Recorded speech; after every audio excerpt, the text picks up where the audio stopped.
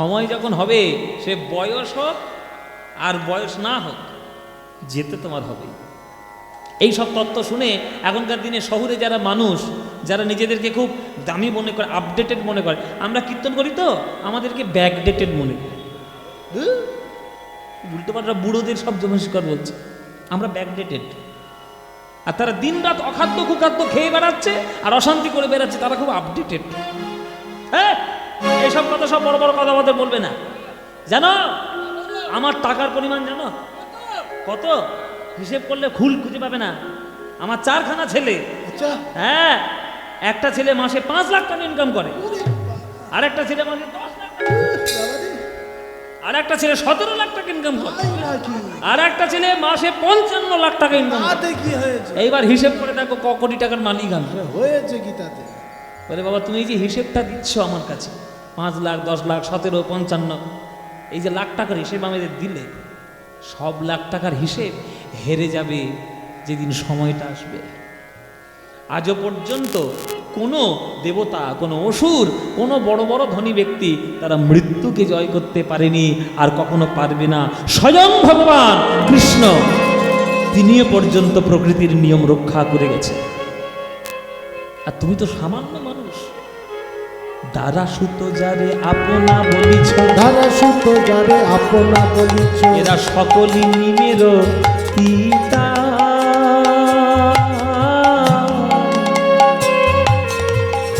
বলে বাবা নিম পাতা খুব কিতো লাগে, চিনি দিয়ে খাও, 3-4টে বার নলেন গুলে চুবিয়ে খাও। নলেনি করে যতই তুমি নিম পাতা চিবিয়ে খাও, পাতাটা কি আর মিষ্টি হবে? চিন্তা করছো? বলে মধু দিয়ে খাবো। আরে বাবা মধুটা চেটে দিলে মধু মিষ্টি পাবে, আজ এই নিম পাতাটা গালে পড়বে। তিতো রে তিতো, সেই তিতো। শোনো, ওই বন্ধু বান্ধব, ছেলে মেয়ে, বাবা মা, স্ত্রী পুত্র, মুখের যতই মিষ্টি ভাষণ দিই, মুখে সব মনের মধ্যে তিতা, সব তিতো, সব তিতো। বলে কেন? বলে মরণ সময়ে হাতে গলে মাঝি, মরণ সময়ে হাতে গলে, তোমার মরণ সময়ে হাতে গলে মাঝি, মরণ সময়ে হাতে গলে, এরা মুখে জালি দিবে চিতা। হরি বল, জালি দিবে চিতা, এরা মুখে জালি দিবে চিতা, মুখে জালি দিবে চিতা, মুখে আগুন দেবে তোমার, আগুন দেবে, মুখে আগুন দেবে জেলে, আগুন জেলে দেবে। হরি নাম মুখে বলো নাই বলে মুখে আগুন দেবে জেলে, হরি নাম মুখে বলো নাই বলে মুখে আগুন জেলে দেবে। দেখবেন আমাদের হিন্দু সংস্কারে 2 রকমের সৎকার করার বিধান আছে। কোনো বৈষ্ণব, কোনো ব্রাহ্মণ, কোনো সাধু, তারা যখন মারা যায় তখন লোকে তাদেরকে কিভাবে সৎকার করে? তাদের কি করে? সমাধি দেয়, তাদের সমাধিস্থ করে। আর যখন আমরা মরবো সাধারণ মানুষরা তখন কি করবে? দাহ করে দেবে, ওই গোড়া বাজারে পুড়িয়ে দেবে। গোড়া বাজারে, আপনাদের গোড়া বাজারে, আমি আর গোড়া বাজারে কেন আসবো? আমি পুড়লে বিষ্ণুপুরে পড়বো। আমার বাড়ির কাছে মহাশ্মশান আছে, বিষ্ণুপুর মহাশ্মশান, ওইখানেই পড়বো। পড়তে তো হবেই। হ্যাঁ, কেউ বলবে আজকে আমি আজকে হয়তো আপনাদের সামনে বেঁচে আছি, কীর্তন করছি, কালকে যদি মরে যাই, তাহলে মরণ কখন হবে কেউ জানি না। কমল দল জল জীবন টলমল ভজহু হরিপদ নীতিরে। গোবিন্দ দাস তো তাই বলেছেন যে পদ্ম ফুলের পাতার উপর যেমন জলের বিন্দু স্থির থাকে না, দেহরূপ পদ্ম পাতায় প্রাণরূপ জল স্থির থাকে না। তো কখন পড়বে কেউ জানে না। তাই যে স্ত্রী পুত্র বন্ধু বান্ধব যাদের সাহারা নিয়ে তুমি নিজেদেরকে আমাদের ধন্য বলে মনে করছো, এরাই তোমার মুখে আগুন দেবে জেলে। কেন? সারা জীবন তুমি টাকা পয়সার কথা চিন্তা করেছো, মরণের সময় একবার হরিনাম মুখে বলতে পারোনি, তাই মুখে আগুন দেবে জেলে, মুখে আগুন দেবে। তুমি হরিনাম মুখে বলো নাই বলে মুখে আগুন দেবে জেলে, হরিনাম মুখে বলো নাই বলে মুখে আগুন দেবে।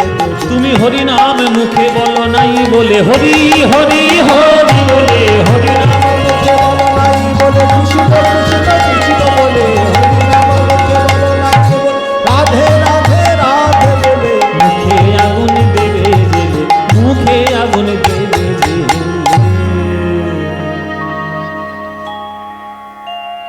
ও মায়েরা, সে তত্ত্ব কথা বলতে বলতে রাত ভোর হয়ে যাচ্ছে। সে বরযাত্রী কখন চলে গেছে ঠিক নেই। বরযাত্রীকারী ভাগবত পাঠের জন্য দাঁড়িয়ে থাকবে যে তুমি কোন পদ গাইবে তাকে শুনে তারপর যাই। শ্রীনিবাস আচার্য ভাবের গতিতে বলতেই থাকছে। একটা শিষ্য বলছে, গুরুদেব কিছু মনে করবেন না, বরযাত্রী সে কখন চলে গেছে, আপনি আবার ভাগবত পাঠটা শুরু করুন। কি আপনি তত্ত্বকথা বলতে শুরু করেছেন? তখন সে, ও আচ্ছা চলে গেছে, আচ্ছা আচ্ছা, ও আমি বুঝতে পারিনি। আসলে ওই ছেলেটার মুখ দেখে মনে হলো ওই ছেলেটার জন্ম গোবিন্দ সেবার জন্য হয়েছে। মায়া যার জীবন সে দেখবে, আমাদেরও তো ভেবে লাভ কি। চলো আমরা যে প্রসঙ্গ আলোচনা করছিলাম ভাগবতে, সেই প্রসঙ্গটা আলোচনা করি। আবার ভাগবত পাঠের ব্যাখ্যায় চলে এলেন শ্রীনিবাস। মায়েরা পড়ল কথা সবার মাঝে, যার কথা তার গায়ে বাজে। ওই যে আমি বলেছিলাম কালকে যে যত বড়ই লোহা হোক না কেন, চুম্বকের আকর্ষণে তাকে যেতেই হয়। এই যে ঢাক ঢোল পেটানো হচ্ছে, এত জোরে জোরে আওয়াজ, পালকি বাহকরা করে যাচ্ছে, কিন্তু যার কান থাকার ঠিক তার আছে। এই যে তাকে দেখেই শ্রীনিবাসাচার্য বলেছেন যে এর জন্ম গোবিন্দ সেবার জন্য হয়েছে, মায়ার সেবার জন্য নয়। এই কথা ঠিক উড়ে এসে রামচন্দ্রের কানে লেগেছে। হঠাৎ করে তার সম্বিত ফিরেছে। সাধু বাবা আমাকে দেখে এই কথাটা বললেন। সাধু বাবাজি মহাশয় সারা জীবন হরিনাম করছেন, তারা যদি কাউকে দেখে কোনো কথা বলেন এমনি এমনি কি বলবেন? নিশ্চয়ই কোনো কারণ আছে, এই কারণটা আমায় জানতে হবে। কিন্তু এখন তো কিছু বলা যাবে না, সদ্য বিয়ে করেছি, হঠাৎ করে বলা যায়? যাক বাড়ি যাই। বাড়িতে এলো, সেদিন তো কাল রাত্রি, সেদিন তো স্বামী স্ত্রী একসঙ্গে থাকতে পারবে না। পরের দিন ফুলসজ্জার রাত্রে ঢুকেছে আমার রামচন্দ্র রত্নমালার কাছে, ঘরে গেছে। বউ ভাতের খাওয়া দাওয়া খেয়ে মোটামুটি পাড়া প্রতিবেশী খুব আনন্দ করে চলে গেছে। আজকে ফুলসজ্জা, দামি বেনারসি শাড়ি পরে বসে রয়েছে রত্নমালা।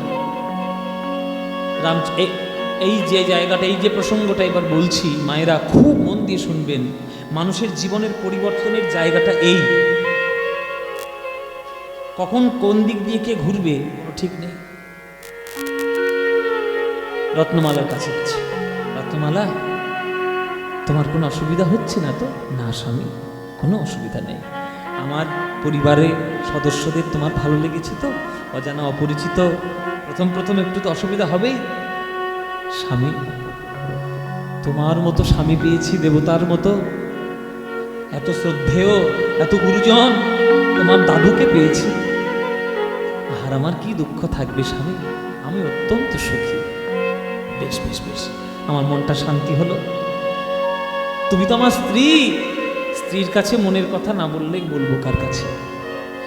গত 3 দিন ধরে মনটা খুব খটমট করছে রত্নমালা, বড্ড খটকা লেগে আছে। কেন স্বামী, কি হয়েছে? আমার দ্বারা কিছু অন্যায়? না না না না, তোমার দ্বারা কিছু।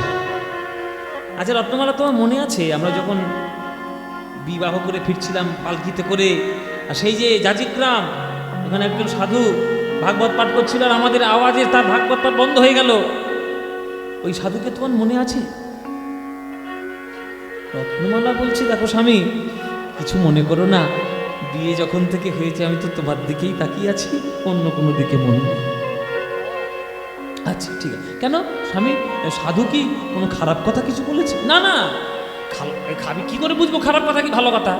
তিনি বলেছেন আমার মুখের দিকে তাকিয়ে, সেইটা আমি তোমার কাছে বলছি। সাধু বাবা আমার মুখের দিকে তাকিয়ে বললেন যে আমার নাকি জন্ম হয়েছে রাধা গোবিন্দ সেবা করার জন্য, আমার নাকি মায়ার সেবা করার জন্য জন্ম হয়নি। তো এই কথাটা শুনে তোমার কি মনে হয়? তুমি তোমার অগ্নি সাক্ষী করা বিয়ে করা স্ত্রী, তোমার কি মনে হয়? তুমি বলো। রত্নমালা বলছি, দেখো স্বামী, যারা সারা জীবন ঠাকুরের নাম ধ্যান করছেন তাদের তো কথার নিশ্চয়ই কোনো মূল্য থাকবে। তা তোমাকে দেখে যদি তার মনে হয় যে হ্যাঁ কৃষ্ণ সেবা, নিশ্চয়ই তোমার জন্ম হয়েছে ভগবানের সেবা, তা ভগবানের সেবা করার সৌভাগ্য আর কজনের হয়? তোমার যখন হয়েছে আর সাধু যখন বলেছে নিশ্চয়ই করবে, তাতে অসুবিধা কি? তখন রামচন্দ্র বলছে, গো রত্নমালা, আমি দু নৌকায় পা দিয়ে চলার মানুষ নই। যদি সাধু বাবাই আমায় দেখে বলে থাকেন আমার জন্ম হয়েছে গোবিন্দ সেবা করার জন্য, তাহলে আমি গোবিন্দ সেবাই করব, জীবনটিকে বৃথা হতে দেব না। কিন্তু তুমি আমার অগ্নি সাক্ষী করে বিবাহ করা স্ত্রী, তুমি আমার যতক্ষণ না আজ্ঞা দেবে সেই গোবিন্দ সেবায় আমি করতে পারব না। আমি গোবিন্দ সেবা করতে চাই, কৃষ্ণের চরণে মন প্রাণ সমর্পণ করতে চাই, কিন্তু তুমি তো আজ্ঞা না দিলে আমি যেতে পারবো না রত্নমালা। তাই এই ফুল সজ্জার রাত্রে তোমার কাছে করজোড়ে আমি অনুমতি নিতে এসেছি, আমাকে তুমি বিদায় দাও।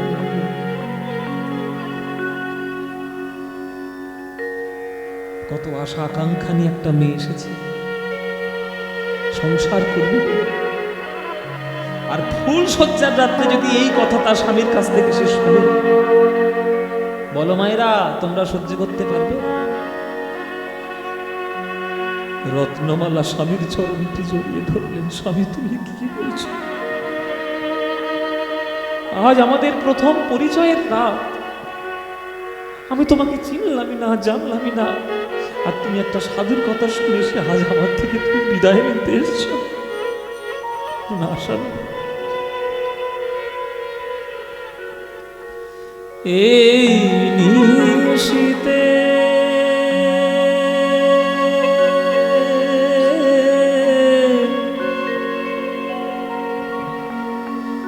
বন পথে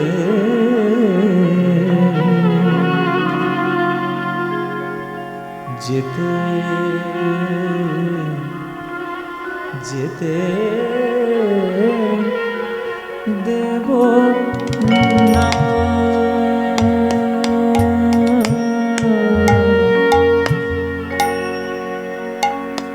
দেব না,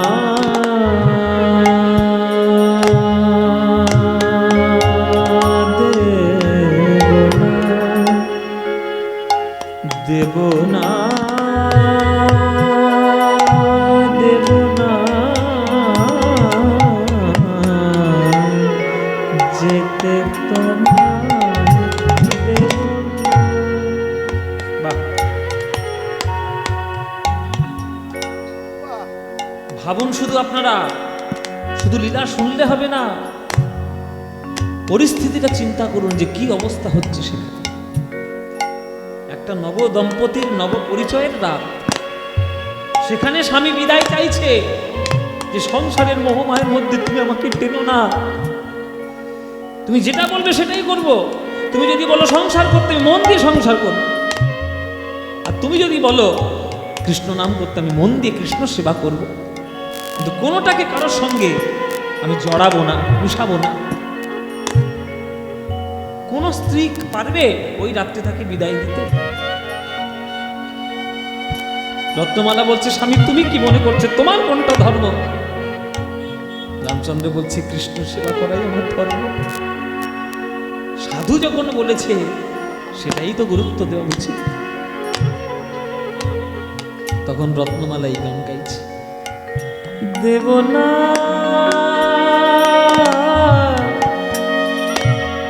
দেব না, দেব না, দেব না, যেতে দেব না, দেব না, দেব না, দেব না, দেব না, দেব না, না যেতে দেব না, যেতে তোমার দেব না, যেতে তোমায় দেব না।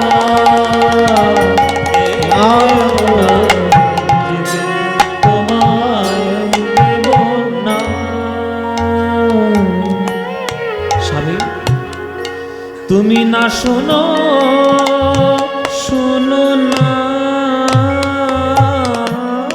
কথা, তুমি না বুঝো বুঝো না ব্যথা। অশ্রুমালা অশ্রুমালা দিও বলে আমার বলে, অশ্রুমালা দিও মোর গলে, ফুলমালা নিব না পানি গরে গরে ধানে নিশা। এই যে রসের গানটা হচ্ছে, এগুলো গান বাজনা যারা বোঝে তাদের জন্য। এই রসটার নাম হচ্ছে ঠুমরি, ঠুমরি অঙ্গের গান। এই রস হচ্ছে শৃঙ্গার রসের গান। এই ঠুমরি অঙ্গের গান, এই গানটা তৈরি করেছে আমার গুরুদেব শ্রী সুমন ভট্টাচার্য। কিন্তু এই যে অঙ্গটা ঠুমরি অঙ্গ, এ বহুকালের আমাদের ভারতবর্ষের সঙ্গীতের মধ্যে একটা অংশ। পানি গারে রে রে রে রে রে রে ধানি নি নি নি নি সা ধা নি সা। গাওয়ার মধ্যে সবসময় মাদকতা থাকবে। গারে নে ধানি রে রে রে পা পা মা মা মা মা মা মা করি মা মা পা মা পা রে গা রে পা পা মা মা রে রে ধা নি রে নি রে পা মা মা গা গা পা সা নি দা সা নি দা নি মা দা নি দা মা মা মা গা রে নি দা নি রে গা রে পা মা গা রে নি দা নি রে গা। যেতে তোমার দেব না না গো, যেতে তোমায় দেব না না গো, যেতে তোমায় দেব না না গো, যেতে তোমায় দেব না না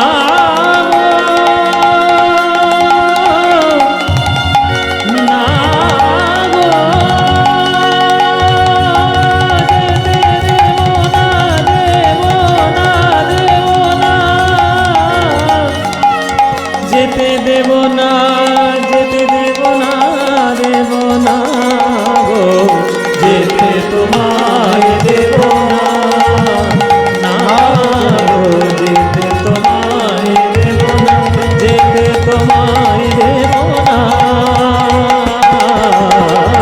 যেতে তোমায় দেব না, যেতে তোমায় দেব না না না গো, যেতে তোমায় দেব না না গো, যেতে তোমায় দেব, যেতে তোমায় দেব, যেতে তোমায় দেব।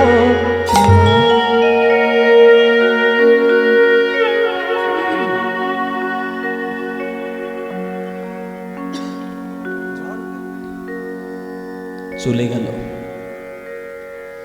রামচন্দ্র, চলে গেল স্ত্রীকে কাঁদিয়ে, ফুলশয্যা রাত্রে মায়ার বন্ধন সকল কিছু ত্যাগ করে রামচন্দ্র চলে গেল।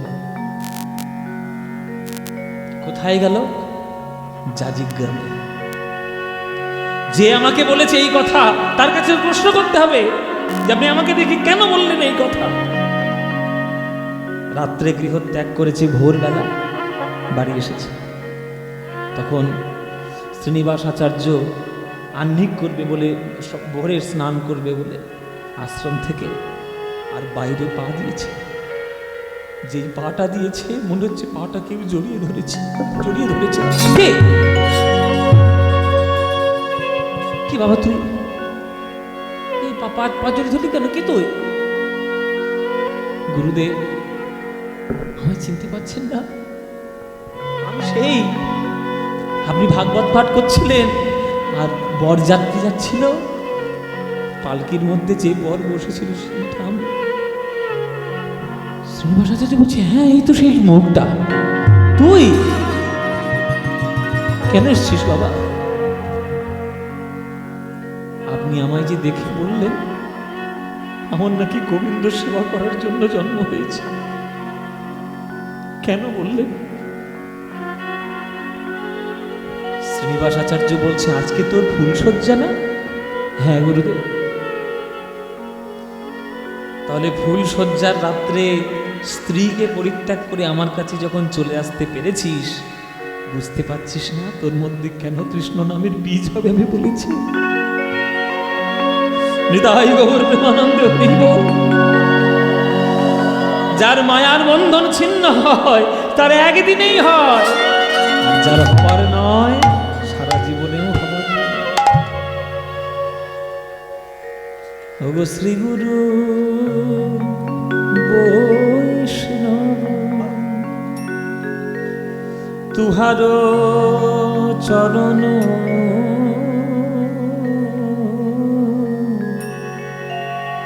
ওগো শরণ না কইল আমি,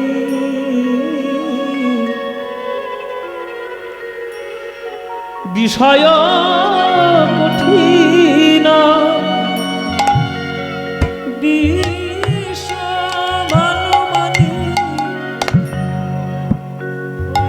আছি কোটি আমি শ্রী গুরু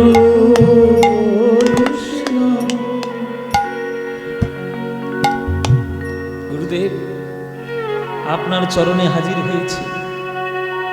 আপনি যখন আমায় বলেছেন কৃষ্ণ সেবা করার জন্য জন্ম হয়েছে, তাহলে আপনি আমাকে কৃষ্ণ সেবার মধ্যে টেনে নিন গুরুদেব। বলে ভোর বেলায় ফুলসজ্জার রাত্রে মায়ার বন্ধন কাটিয়ে যখন আসতে পেরেছিস, আর কি পরীক্ষা নেওয়ার দরকার? আয় বাবা, গঙ্গা স্নান করিয়া আজকেই তোকে দীক্ষা দেব। সেই ভোরেই রামচন্দ্রকে দীক্ষা দিয়ে দিলেন শ্রীনিবাস আচার্য। এমন তার গুরুদেবের প্রতি সমর্পণ, গুরুর দেহ না শিষ্যের দেহ মনেই হয় না আলাদা। জেনে রাখবেন বাবা, সেবা যদি সৎ কার্যে হয় আর সঠিক পাত্র যদি বিচার হয়ে যায়, তাহলে দুই দেহের মধ্যে কোনো অন্তর থাকে না, দুই দেহ এক হয়ে যায়। কৃষ্ণ সেবা করার জন্য রামচন্দ্র গুরুদেবের চরণে রয়ে গেলেন। এমন তার সমর্পণ যে এই একদিনের জন্য কিন্তু ফুলসজ্জার রাত্রের কথা তার মনে নেই, যে কোনটা ছেড়ে তিনি এসেছেন গুরুদেবের কাছে। 1 বছর হয়ে গেল গুরুদেবের চরণ সেবা করছে, 1 বছর হয়ে গেল। এবার শ্রীনিবাস আচার্য যেহেতু শ্রীখণ্ডের বাড়ির কাছে কাছেই তার বাড়ি, তার পাঠ, চারিদিকের থেকে কথা শুনেছে যে আমার এই রামচন্দ্রের স্ত্রী রত্নমালা বড় কান্নাকাটি করছে, কেননা ফুলসজ্জার রাত্রেই তাকে ত্যাগ করে চলে এসেছে, খুব কান্নাকাটি করছে, বিলাপ করছে। সকালবেলায় একদিন রামচন্দ্রকে ডেকেছে, এই রামচন্দ্র এদিকে তো। বলুন গুরুদেব। আচ্ছা আমি যা বলবো তুই সেটা শুনবি তো? বলে হ্যাঁ। আরে সেটা শোনার জন্যই তো আমি আপনার কাছে এসেছি। আচ্ছা তুই আমায় খুব শ্রদ্ধা করিস, খুব সম্মান করিস, খুব ভালোবাসিস। হ্যাঁ গুরুদেব। জীবেরও নিস্তারে লাগি নন্দসুত হরি ভুবনে প্রকাশ হন গুরু রূপ ধরি, মহিমায় গুরু কৃষ্ণ একে করি জান, গুরু আজ্ঞার হৃদে সদাই সত্য পরিমাণ, গুরু নিন্দুকের মুখ কবু না দেখিবে, যথা হয় গুরু নিন্দা শেখা যাই। বাহ, এই গুরুর প্রতি সমর্পণ তোর যেন চিরকাল থাকে বাবা। এই সমর্পণ না থাকলে কি আর গুরুর প্রতি সেবা করা যায়? আমি যেটা বলবো সেটা করবি তো? বলে হ্যাঁ। এই সামনে বাবা,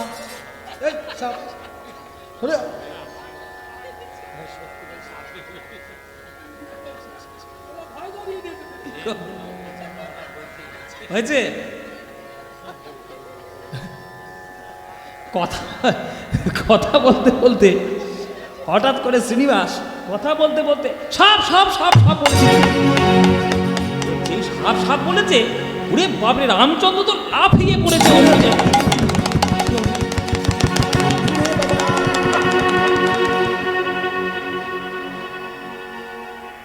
খানিক্ষণ পর বলছে, ও সাপ নয়, সাপ নয়, দড়ি দড়ি দড়ি, ওটা দড়ি, ওটা দড়ি।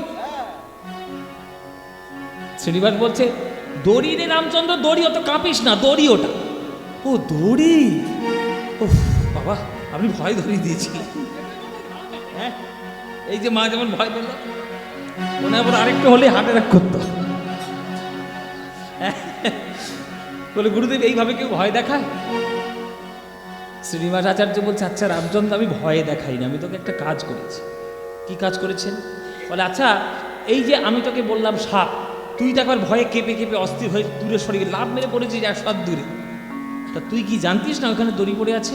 বলে, হ্যাঁ আমি জানতাম ওখানে দড়িই আছে। তাহলে তো তুই দড়ি যখন জানতিস, তা আমি যখন বললাম সাপ, তুই সাপ সাপ বলে লাফাচ্ছিস? বলতে পারলি না গুরুজি ওটা দড়ি, ওটা সাপ নয়? সেবা শুনুন আর উত্তর শুনুন। রামচন্দ্র বলছে, ওগো গুরুদেব, আমি জানতাম ওখানে দড়ি পড়ে রয়েছে, ওটা সাপ নয়। কিন্তু হঠাৎ করে আপনি যখন ওই দড়িটাকে সাপ বলে আমাকে বলেছেন, তখন আমি আর ওর মধ্যে দড়ি দেখি নাই, আমি ওর মধ্যে সাপই দেখেছি। শনিবার বলছে, তাহলে এটা তো তোর অন্ধভক্তি হয়ে গেল। মানে আমি যা বলবো তুই বিচার বিবেচনা, বুদ্ধি বিবেচনা ছেড়েই তুই সেটা বিশ্বাস করবি?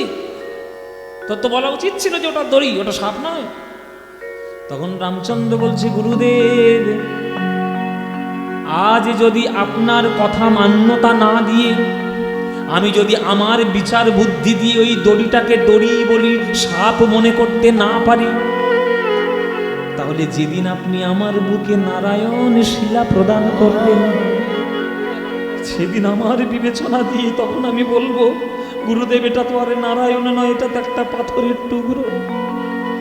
যেদিন গুরুদেব আমাকে আজ্ঞা দেবে নারায়ণ শিলা সেবা করার জন্য, আমি যদি আমার বিচারে বুদ্ধি দিয়ে যদি আমি ওটাকে বলি ওটা পাথর, ওটা নারায়ণ নয়, তাহলে আমার কৃষ্ণ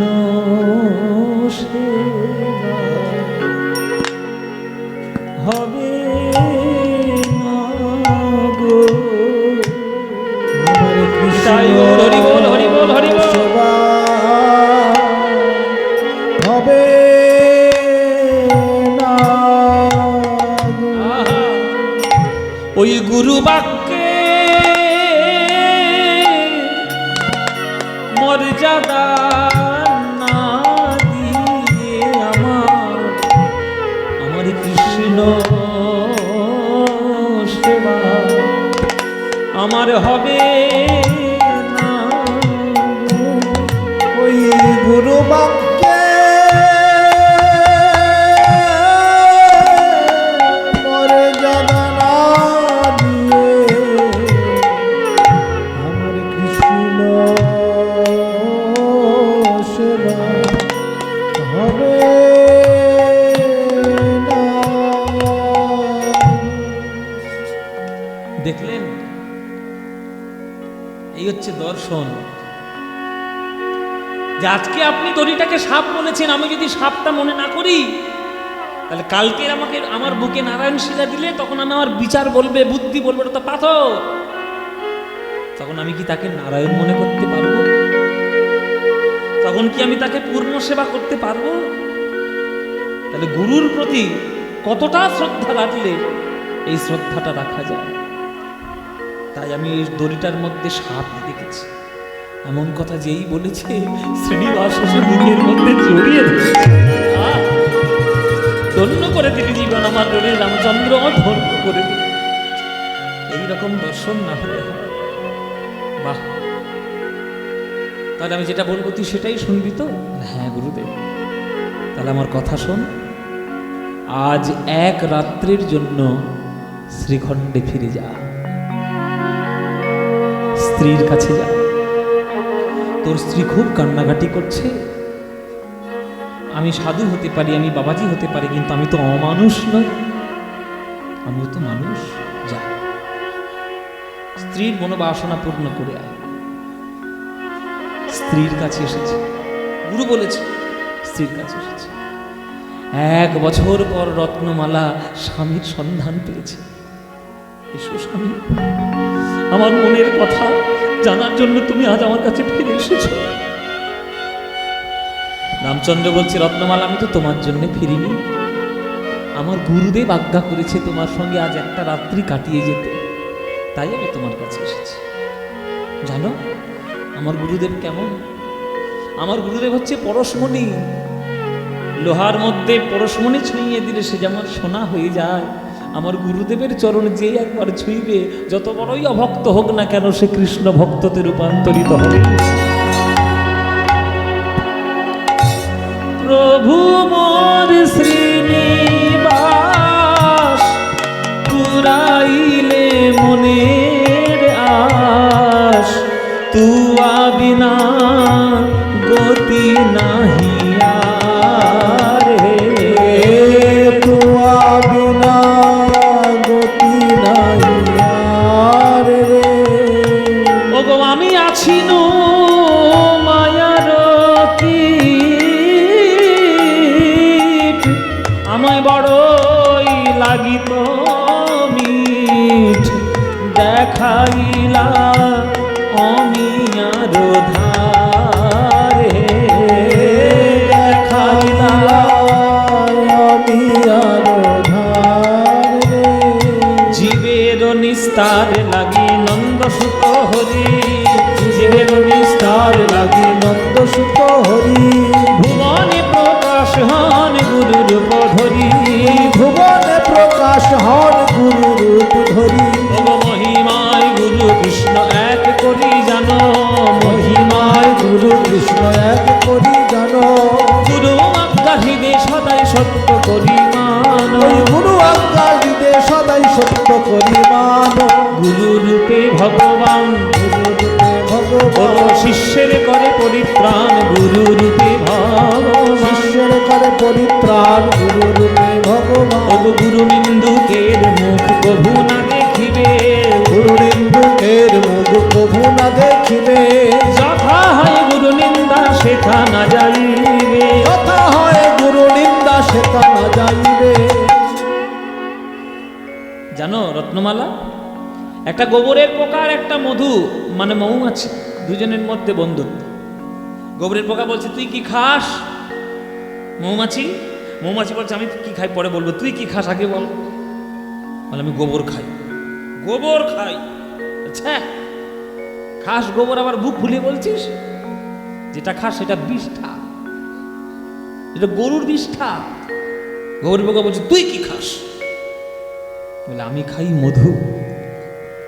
জগতের সব থেকে সৌন্দর্য ভগবান যেখানে প্রদান করেছেন সে হলো ফুল। ফুলের মধ্যে পরাগ, তার মধ্যে রেণু, আর তার মধ্যে মধু। জগতের শ্রেষ্ঠ জিনিস আমি পান করি।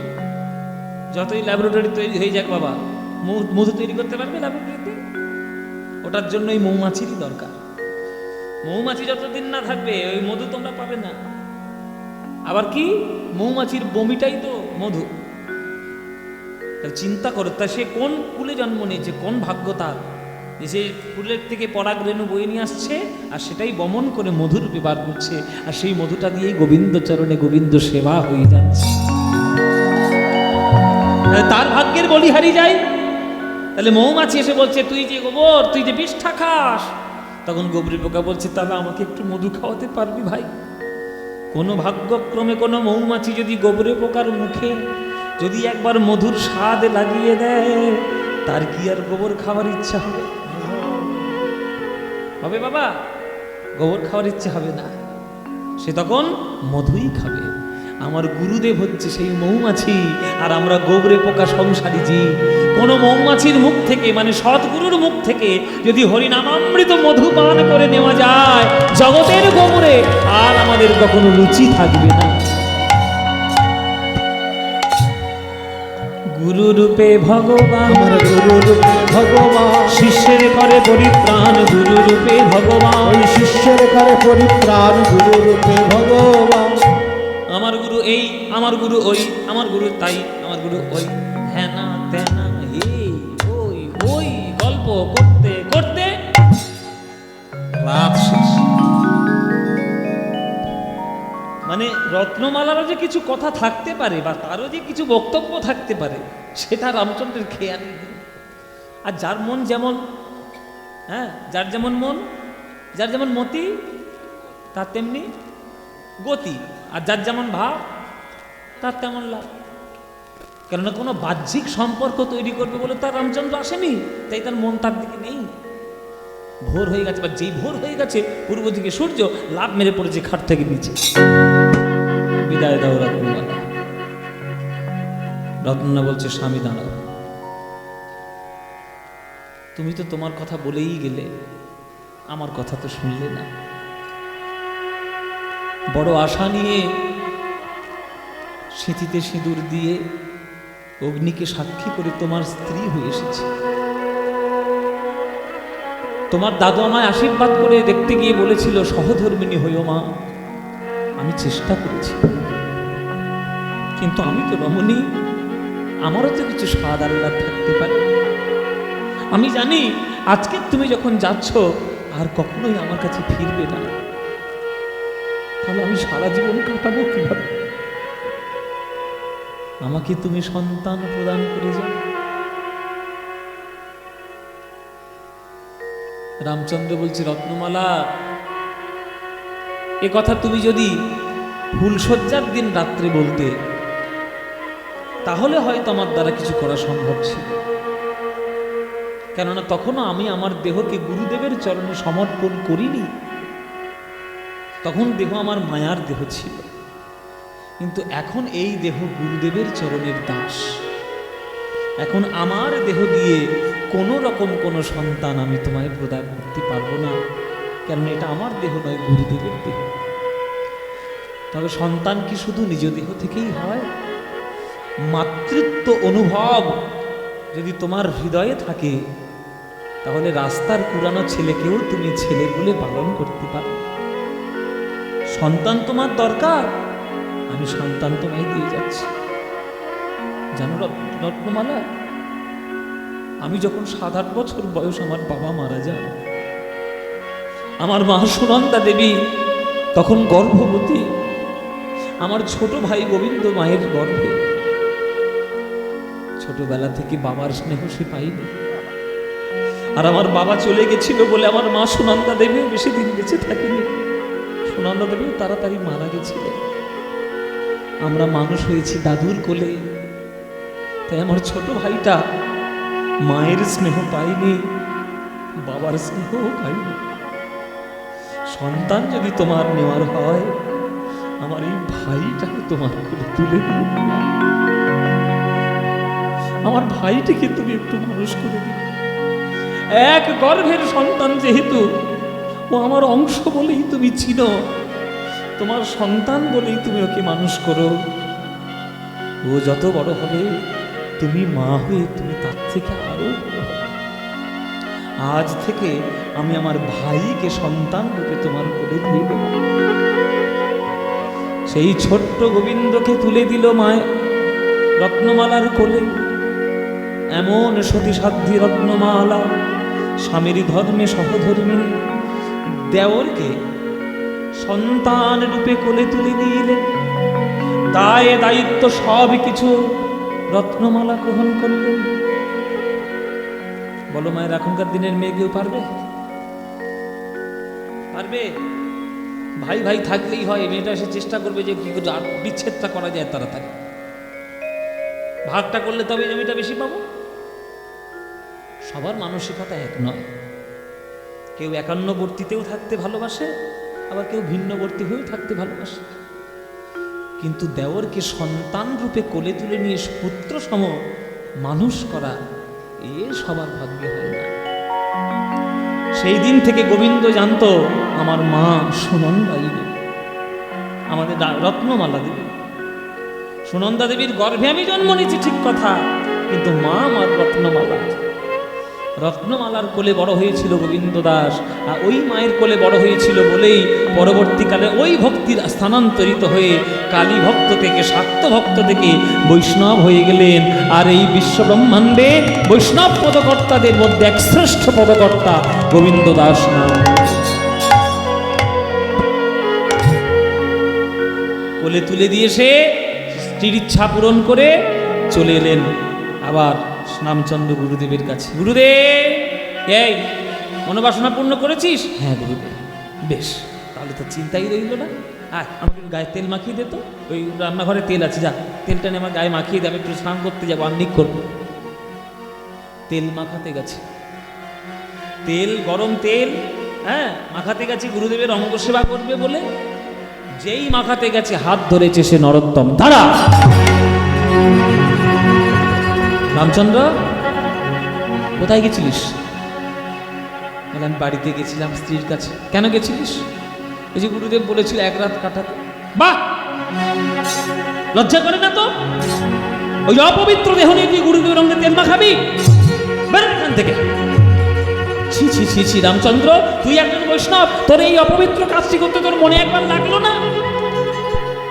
রামচন্দ্র বলছি, নরোত্তম ভাই, আমি আমার কোনো বাহ্যিক কামনা বাসনা পূর্ণের জন্য আমি স্ত্রীর কাছে যাইনি। গুরুদেব আজ্ঞা দিয়েছিল তাই আমি গেছিলাম। থাক ওই সব তোর মন ভোলানো কথা। তুই যদি সারা রাত্রির সঙ্গ না করবি তাহলে তোর হাতে ওই কোণের কাছে সিঁদুর লাগলো কি করে? এমন একটা জায়গায় সিঁদুরটা লেগেছে রামচন্দ্র লক্ষ্যই করেনি। এই কোণের কাছে দর্শনে দেখা যায়, লক্ষ্যই করেনি। ওই যে কোলে তুলে দিতে গিয়ে, আশীর্বাদ করতে গিয়ে স্ত্রীর সিঁদুর কখন এখানে লেগেছে বুঝতেই পারে না। নরোত্তম যা ভাবার তাই ভেবেছে। ওই অপবিত্র দেহ নিয়ে তুই গুরু সেবা করবি? এত বড় স্পর্ধা তো? তবে রে এই ঝাঁটা কই রে? এই বলে রান্নাঘরের কোনায় কোথায় একটা ঝাঁটা পড়েছে। ঝাঁটা নিয়ে ওই রামচন্দ্রের গাড়ি, বেরিয়ে যা, দূর হ।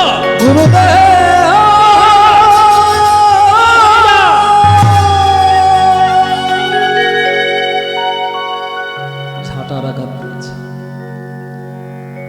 রামচন্দ্রের হাত থেকে কেড়ে নিল তেলের বাটি। গুরুদেবের অঙ্গে মাখাতে গেছে তেল নরোত্তম। যেই নরোত্তম তেল মাখাতে গেছে অঙ্গে, গায়ের থেকে যখন ওড়ানিটা খুলেছে তখন নরোত্তম দেখছে গুরুদেবের পিঠে ওই ঝাঁটার দাগ পিঠে লেগে আছে। ঝাঁটার দাগ পিঠে লেগে আমার গুরুদেবের শ্রী অঙ্গে দেখো ঝাঁটার পিঠে লেগে আছে। ওই গুরুদেবের শ্রী অঙ্গে ঝাঁটার দাগ লেগে। গুরুদেব, আঘাত করেছি তো রামচন্দ্রকে, দাগ কেন আপনার পিঠে? শ্রীনিবাসাচার্য বলছে, তুই এতদিন বৈষ্ণব সেবা করছিস, এতদিন বৈষ্ণব জগতে আছিস, ভক্তির জগতে জানা নাই গুরু শিষ্য এক দেহ। যতবার ঝাঁটা মেরেছিস রামচন্দ্রকে সবগুলো আমার গায়ে এসেছে। যা যা, এক্ষুনি রামচন্দ্রের কাছে গিয়ে ক্ষমা চেয়ে আয়, নইলে চাপাল গোপালের দশা হবে। বলে দিলাম, ভগবান সব সহ্য করতে পারে, বৈষ্ণব অপরাধী কোনো ক্ষমা নেই। তুই বৈষ্ণবের অঙ্গে ঝাঁটা মেরেছিস, চাপাল গোপালের দশা হবে। সঙ্গে সঙ্গে নরোত্তম ছুটে চলেছে, রামচন্দ্রের চরণ জড়িয়ে ধরেছে। ওরে রামচন্দ্র, আমায় ক্ষমা করে দেবে ভাই। তুই যে এত বড় বৈষ্ণব, এত বড় গুরু সেবায় তোর মন, তোর অঙ্গের দাগ গুরুদেবের অঙ্গে যে যাবে আমি বুঝতে পারিনি ভাই রে, আমায় ক্ষমা করে দে। বৈষ্ণব অপরাধ হলে তার ক্ষমা নাই এই জগতে কোথাও। রামচন্দ্র তো ক্ষমা করে দিলেন মায়েরা, কিন্তু এক একটা কাজ হয় না যেটা আত্মগ্লানিতে আপনি ভুলতে পারবেন না।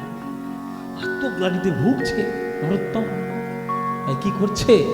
আত্মগ্লানিতে ভুগে মধ্যরাত্রে নিজের হাত পুড়িয়ে, বলে যে হাতে আমি বৈষ্ণবের অঙ্গে আঘাত করেছি সে হাত থাকার থেকে না থাকাই ভালো, পুড়িয়ে শেষ করবো এই হাত থেকে।